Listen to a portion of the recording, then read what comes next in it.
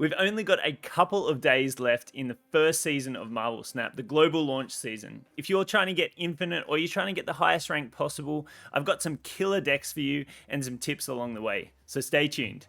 Let's go.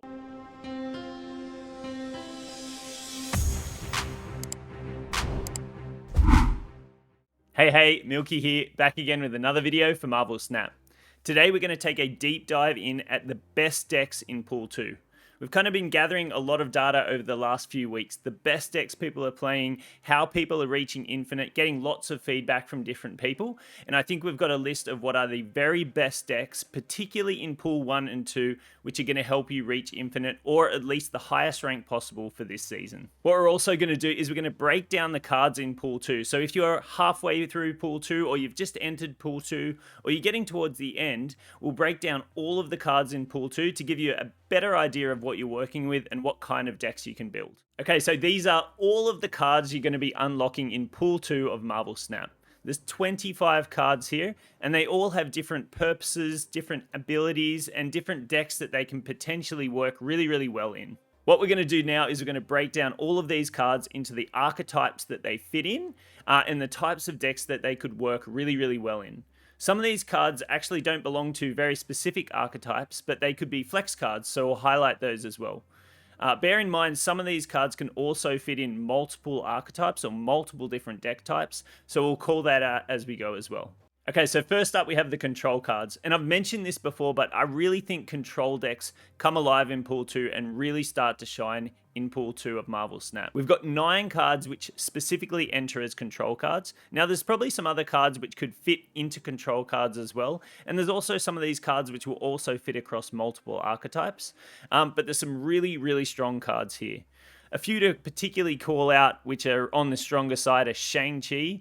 He's an absolute beast of a card which can shut down your opponent's really big power pushes on the board. We've also got everybody's favorite Killmonger, and I did a recent poll, and people think that Killmonger is the strongest card in Pool 2 at the moment, which I don't blame them for thinking that way. Also got some really, really strong utility cards in this deck, things that negatively affect your opponent's hand like Iceman and Scorpion, but other cards like Storm, which can shut down locations or potentially make certain plays in there a little bit awkward for your opponent.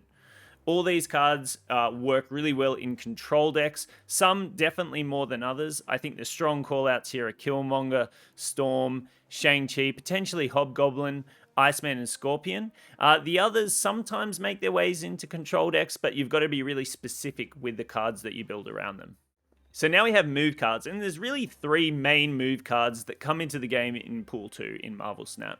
First one being Vulture, and Vulture is an absolute beast for move decks, probably actually one of the best move cards in the entire game. If you're able to move him around a lot and pull him around the board, you can get some huge value out of this card, and he can turn into an absolute monster on the board, which can sometimes single-handedly win you a location. Another real key card is Cloak, who enables a lot of that movement for all the cards you're going to have in move decks. Vision, for me, is an expensive Nightcrawler, which in most cases you're only going to be able to move once. I don't think Vision is really that strong in any deck, let alone a move deck. But these other cards really put move on the map and make it a very viable deck in Pool 2. Then we have some hand-size cards which specifically work really, really well in hand-size decks. We all know that Devil Dino decks and Moon Girl decks are an absolute beast coming out of Pool 1, but these cards actually make them even stronger. The collector is going to benefit from all of the random card draw that you have or card gain mechanisms in these styles of decks. And Agent 13 is just going to be a cool 1-drop to feed into the collector and also feed into building up other cards like Devil Dino as well. So then we've got Destroy cards, and 2 main Destroy cards come out, but I guess you could put Killmonger in here as well. I've put Killmonger in with the control cards just because I think he does a great job in that sense, but he's definitely in with the Destroy cards as well. Particularly highlighting these 2 cards, we've got Bucky Barnes and Sabretooth. Now, Bucky Barnes is an absolute staple in all Destroy decks moving forward. Whether you're in Pool 2, Pool 3 onwards, he's just an incredible card to fill out your Destroy deck. He's going to have great value. He works really, really well with cards like Deathlock and Carnage, and just going to be an asset in Destroy decks for sure.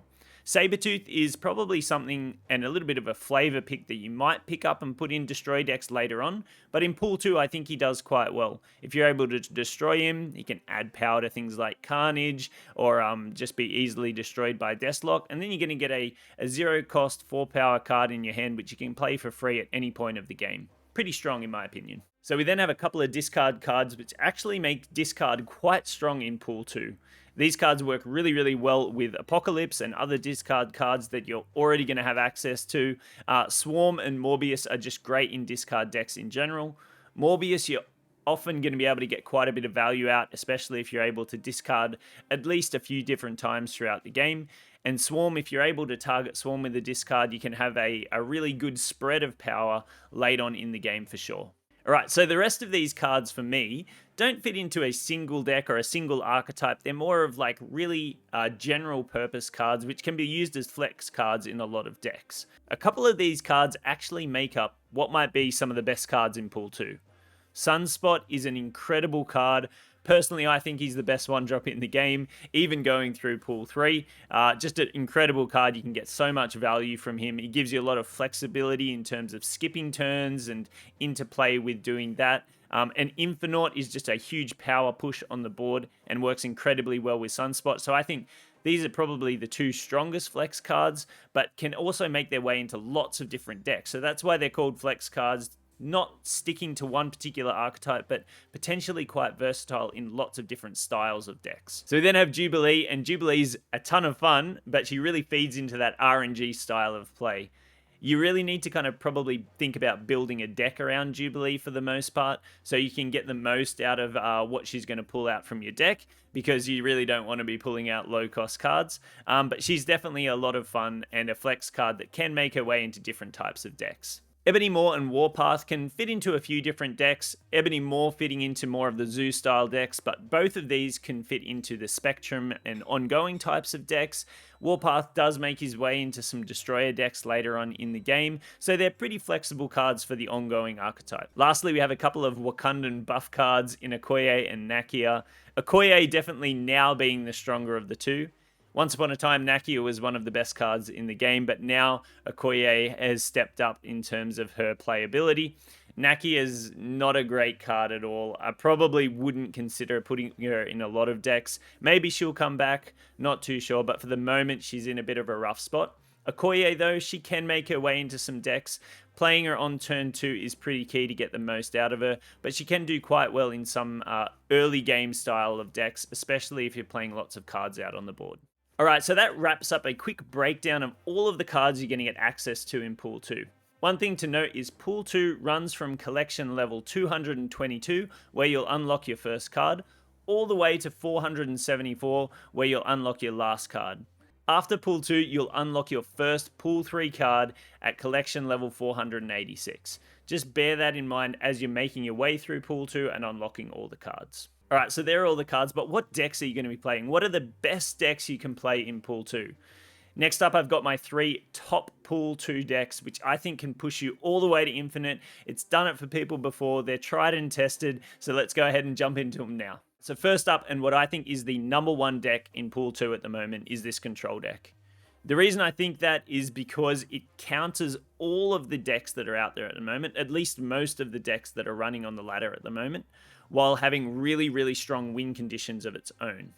Now, there's going to be lots of different opinions and people are going to tell you to play different things, but in my experience and through chatting through lots of different people who have made it to Infinite this season, this has been the strongest deck and the most consistent out of the feedback I've been given and the chats that I've been having. So for me, this deck, the way it counters other things on the ladder, particularly Devil Dino decks, it does incredibly well against that and shuts that down with multiple cards in this deck. I think this deck is just a great way to kind of accelerate your climb to Infinite, and there's probably some tweaks you can make in it for sure, but the bones of this deck does really, really well into the current meta and will help you climb in Pool 2 for the most part. All right, so next up we have second place and what I think is the number 2 Pool 2 deck at the moment, which is the Dino-naut deck, or just the Devil Dino hand size deck, or the Dino Moon Girl deck, whatever you want to call it. It's got lots of different names.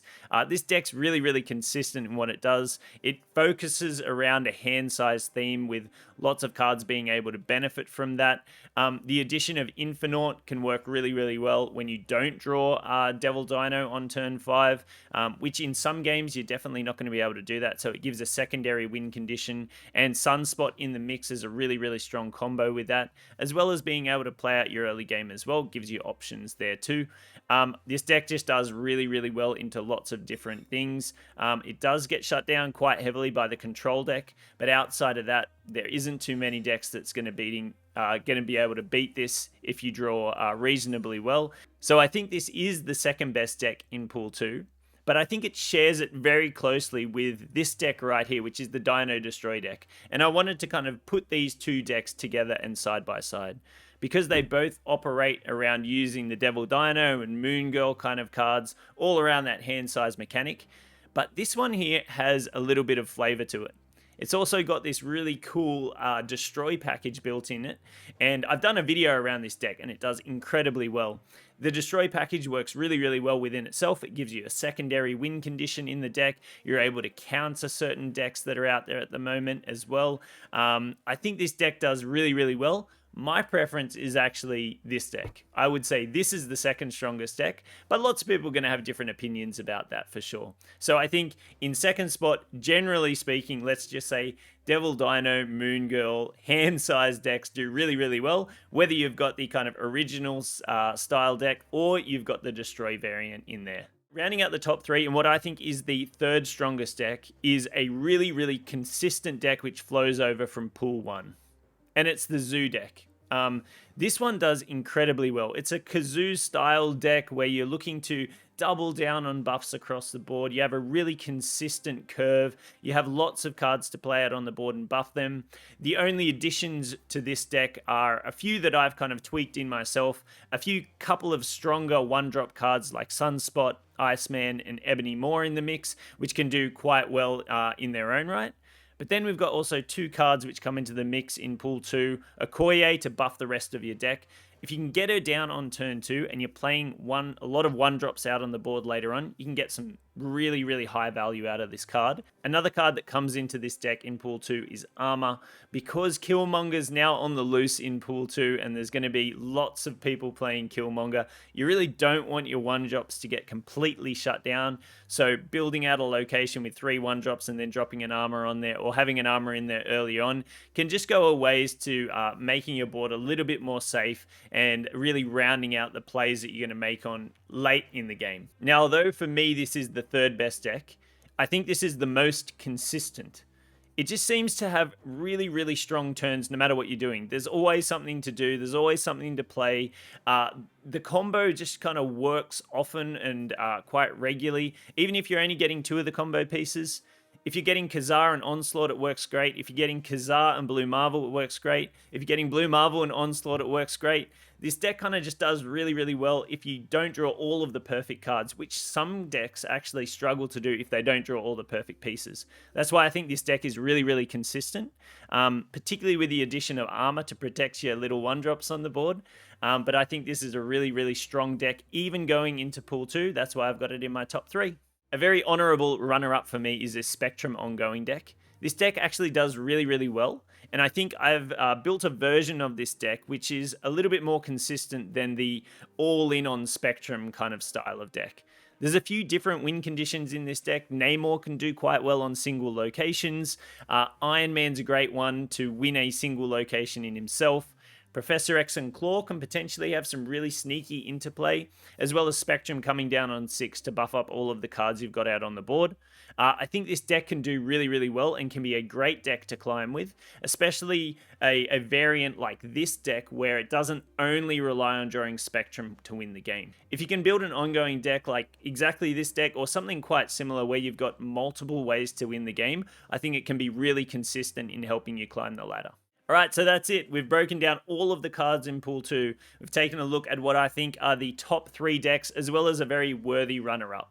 I do want to say in the final few days of the season, all the very best for everyone still climbing the ladder. Best of luck in all of your games. For those who have reached Infinite or the highest rank that they want, congratulations, well done. It's been a really, really interesting first season of Marvel Snap. So test out some of these decks, give them a crack, see how they go. Let me know if you're playing other decks or other cards in the comments. I love to hear from you, and I love the conversations that we've been having with the community. Hey, I really hope you enjoyed this one, and thanks for watching. If you did enjoy it, consider giving the video a like and subscribing to the channel. We'd really love to have you on board. All right, so that's going to wrap us up for this one, and until the next one, I'll see you then.